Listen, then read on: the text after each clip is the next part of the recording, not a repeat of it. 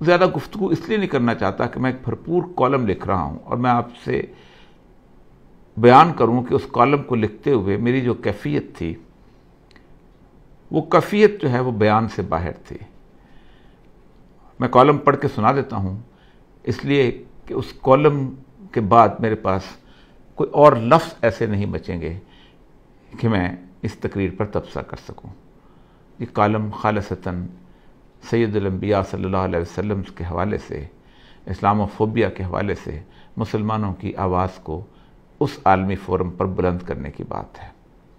बाकी तमाम मसाइल जो हैं वो और तरीके से हल होते हैं, लेकिन इस्लामोफोबिया या रसूलुल्लाह सल्लम की गुस्ताखी जो है ये ज़ुबान व बयान का मसला था और इसका मुकाबला भी ज़ुबान व बयान से और कागज़ व कलम से हो सकता था और वो इंतहाई खूबसूरती के साथ किया गया है।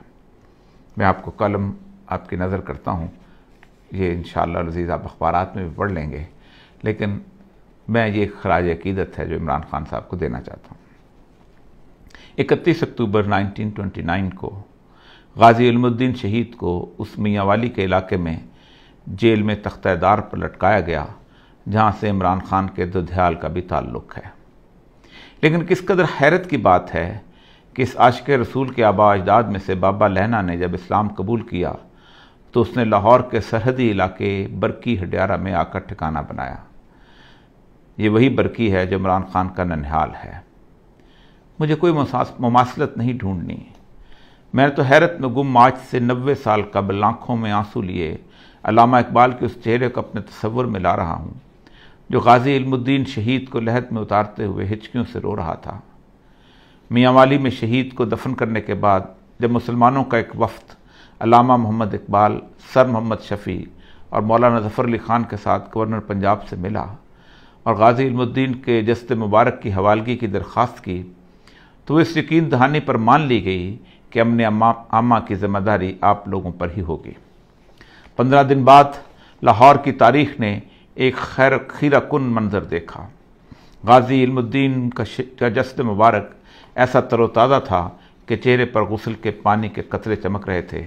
यूँ लगता था जैसे अभी अभी गाजी इल्मुद्दीन शहीद वज़ू करके आए हों। लाहौर की तारीख़ का सबसे बड़ा जनाजा 5.5 मील तवील कौन था जो इस सादत से महरूम रहता। शहीद को लहद में मौलाना दीदार अली शाह और अल्लामा इकबाल ने उतारा। मैयत के सरहाने खड़े आंसू से तर इस आशिक रसूल इंदलीब बाग हिजास और परवाना रिसालत अल्लामा इकबाल ने कहा, तरखान का बेटा आज हम पढ़े लिखों से बाजी ले गया और हम देखते ही रह गए। हर वो शख्स जो सैयदुल अंबिया के नामूस और हुर्मत से मोहब्बत करता है, उसकी कैफियत इस वक्त बिल्कुल वैसी थी जब इमरान खान आलमी फ़ोरम पर सैयदुल अंबिया सल्लल्लाहु अलैहि वसल्लम से मुस्लिम उम्मत की वालिहाना मोहब्बतों का इजहार कर रहा था। ऐसे में मेरे पास उसे नज़र करने के लिए आँखों में डुबडुबाते हुए आंसुओं के सिवा कुछ न था। कौन है जिसका दिल ज़ख्मी नहीं है? किसकी रातें सालों से बेख्वाबी में नहीं गुजरती कि इसके प्यारे रसूल सल्लल्लाहु अलैहि वसल्लम की शान में रोज़ाना गुस्ताखी होती है और वो बेबस और लाचार है, उसके बस में कुछ नहीं। वो पुकार कर बताना चाहता है कि मैं उस मदीने वाली सरकार से अपनी माँ, बाप, बहन, भाई और औलाद से ज़्यादा मोहब्बत करता हूँ और ये मेरा आखिरी सरमाया है, यही मेरे ईमान की जमा पूंजी है। लेकिन उसकी आवाज़ सदा बसहरा है।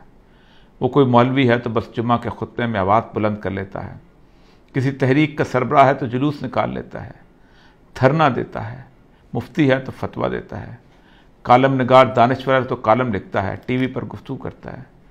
लेकिन ये सब मिलकर भी अपनी आवाज़ गुस्ताखान रसूल और इस्लाम दुश्मनों तक नहीं पहुंचा सकते और ना ही उनको आलमी सतह पर इस तरह लाजवाब कर सकते हैं जिसका मौका और इस्तेहकाक मेरे अल्लाह ने इमरान खान को अता कर दिया। मैं तो मालिक के कायनात की फरमा रवाई का इस हद तक कायल हूँ कि कोई पत्ता भी उसकी मर्ज़ी के बगैर नहीं हिलता है। ये कैसे हो सकता है कि इमरान खान को नामूस रिसालत के लिए आवाज़ बुलंद करने की तौफीक मंशा इलाही के बगैर हुई हो? ये तो इंतखाब है और मुझे इस पर सिर्फ रश्क करना है। मेरे पास सिर्फ तशक्कर के आंसू हैं।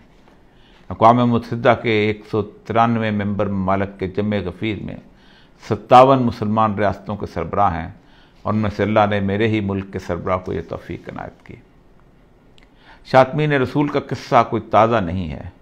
मगरबी दुनिया में इसका आगाज़ सैयदुल अंबिया सल्लल्लाहु अलैहि वसल्लम के विसाल के तकरीबन 150 साल बाद 780 ईस्वी में हो गया था, जब एक शख्स थियोफिस द कन्फेसर ने रसूल अकरम सल्लल्लाहु अलैहि वसल्लम की शान में गुस्ताखाना सानही खाका तहरीर किया था।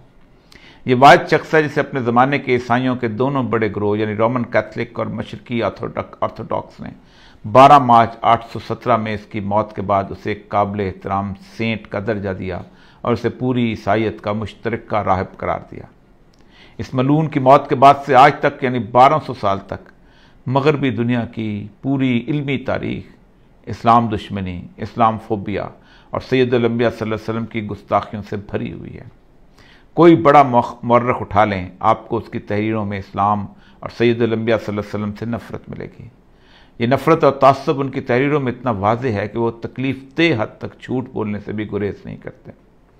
आप कोई बड़ा नाम ले लें, William Muir, Margoliouth, Max Weber, doctor Sprenger, Toynbee, sir Hamilton Gibb, Montgomery Watt, Thomas Carlyle, गर्ज एक लंबी फहरिस्त है जिसमें हर किसी ने हर सदी में इस जुर्म में हिस्सा डाला। ये वो मरखीन हैं जिन्होंने तारीख में इतना झूठ बोला है और इस सफाई से बोला है कि आज मगरब का हर बच्चा और मेरे मुल्क का अंग्रेज़ी मीडियम तारीख पढ़ने वाला इन 12 सालों में लिखे हुए इस झूठ को तारीखी माखस यानी हिस्टोरिकल सोर्स समझकर सच मान लेता है। ये है वो सदियों पर मुहित साजिश जिसके खिलाफ मुसलमानों में से मोहब्बत रसूल के अमीन उलमाए कराम, मुफ्तियान, हुक्काम और अदीबों दानिशवरों ने हमेशा आवाज़ उठाई। लेकिन ये तमाम आवाज़ें इस उम्मत के लोगों के लिए तस्कीन रूह का बायस तो बनती रहीं, लेकिन मगरब के लिए एक छोटा सा वाक़या भी न बन सकें। इमरान खान की तकरीर एक बहुत बड़ा वाक़या है। ये 2 वजूहात की बुनियाद पर ज़्यादा पुरअसर है, जादुई तासीर रखती है। पहली वजह यह है कि वो इस मगरब की तहजीब का हीरो रहा है। उसे यूरोप के नौजवान लड़के और लड़कियों ने दिहाइयों तक अपने दिल का शहजादा, हार्ट थ्रॉब बना रखा था। ऐसा शख्स जब मेरे आका सरकार दो आलम सल्लल्लाहु अलैहि वसल्लम की नामूस का परचम उठाता है तो फिर मगरब सोचने पर मजबूर हो जाता है। उनका यकीन ऐसी तमाम झूठी तहरीरों पर मुतज़लज़ल हो जाता है और वो असल इस्लामी माखज़ की तरफ रजू करते हैं। दूसरी वजह यह है कि एक बहुत बड़े इस्लामी मुल्क और एटमी ताकत का मुंतखब वज़ीर आज़म है। उसकी आवाज़ पूरे आलम में गूंजती है और वो भी एक आलमी फोरम पर, तो फिर वो सिर्फ इमरान खान नहीं बल्कि 22 करोड़ मुसलमानों का नुमाइंदा बन जाता है। ऐसा नुमाइंदा जिसे 1.5 अरब मुसलमानों की नुमाइंदगी का हक और मेरे आका की नामूस के तहफ़्फ़ुज़ का शरफ भी खुद ब खुद हासिल हो जाता है। ऐसे मौक़े गुज़िश्ता 30 सालों में बेनज़ीर, सरदारी, मुशर्रफ और नवाज शरीफ को भी अपने दौर इक़्तिदार में मिले थे, लेकिन उन्हें यह सआदत हासिल ना हो सकी। सलमान रुश्दी की वाहियात किताब 1988 में आई तो पूरा आलम इस्लाम सरापा इस्तिदाद था। बेनज़ीर उसके खिलाफ एहतजाज करने वालों पर गोली चलाने की फ़र्द जुर्म लेकर दुनिया से रुखसत हो गई। 2005 में गुस्ताखाना कार्टून चार्ली हेब्डो में छपे तो मुशर्रफ बरसे इक़्तिदार था। फिर जरदारी और नवाज शरीफ दौर में भी बार बार छपते रहे। ये सब हुक्मरान अपनी खामोशी की FIR लिए अल्लाह के हज़ूर जाने के मुंतज़र हैं। हर एक को अक़वाम मुत्तहिदा का ये फोरम मुयस्सर आया, सब ने तकरीरें की, लेकिन उनकी ज़ुबानें गुंग रहीं। किसी को अल्लाह ने यह क़ुव्वत गोयाई न दी थी। अल्लामा खादम सैनदी साहब के ख़िलाफ़ जब सुप्रीम कोर्ट में खुफिया एजेंसियों ने रिपोर्ट जमा कराई तो लिखा कि औरिया मकबूल जान उन्हें अखबारात और TV पर बहुत सपोर्ट करता था। मैंने फ़र्द जुर्म के जवाब में कहा था, नामूस रिसालत के लिए अगर बदतरीन डाकू और बदनाम तरीन डाकू भी खड़ा होगा तो मैं उसकी जूतियाँ उठाऊँगा। इस वक्त इमरान खान की तकरीर के ख़िलाफ़ बोलना ये साबित करेगा कि आपको नामूस रिसालत से नहीं बल्कि अपने नफ्स की रियाकारी से मोहब्बत है। मेरी हालत तो इकबाल के आंसुओं से भीगे चेहरे वाली है कि सारी ज़िंदगी नामूस रिसालत पर लिखते बोलते रहे और एक मग़रब ज़दा खिलाड़ी बाजी ले गया। वही कैफियत है जो इकबाल की थी। मेरे पास इन टुबटुबाती आँखों में आंसुओं के सिवा कुछ नहीं है। शायद इस रास्ते में ये कबूल हो जाए। अस्सलाम वालेकुम रहमतुल्लाहि व बरकातहू।